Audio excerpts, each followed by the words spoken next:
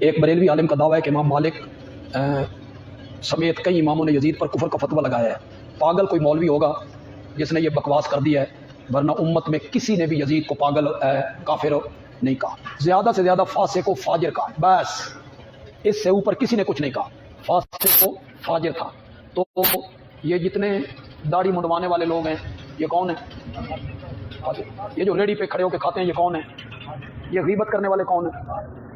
فاسق فاجر۔ کون بچا ہوا ہے فسق و فجور سے؟ ان علماء کے پاس جب داڑھی منڈے اور بلیک میلر چندے لے کے جاتے ہیں اور یہ رسیدیں کاٹ کے کہتے ہیں جزاک اللہ، اس وقت نہیں سمجھ آتی فاسق و فاجر ہونے کی۔ یہ بھی فاسق و فاجر ہے، اس سے اس لیے نفرت کرتے ہو کہ فاسق و فاجر ہے۔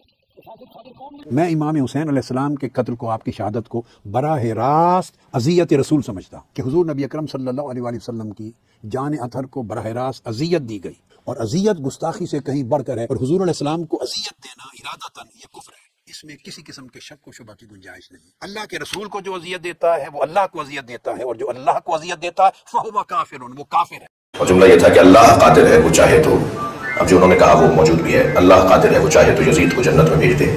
اب ہم اس انتظار میں تھے کہ کب چراغ محفل ہمارے سامنے آئے، اور جو ہی چراغ محفل ہمارے سامنے آیا تو ہم نے بہت ساری باتوں میں جو جملہ کہا وہ یہ جملہ تھا کہ آپ نے اللہ کے قادر ہونے کو تو جانا مگر اس کے عادل ہونے کو نہیں جانا۔ تقاضۂ عدل تو یہی ہے کہ جہنم میں ہی آنا جائے۔ صلی اللہ علیہ وسلم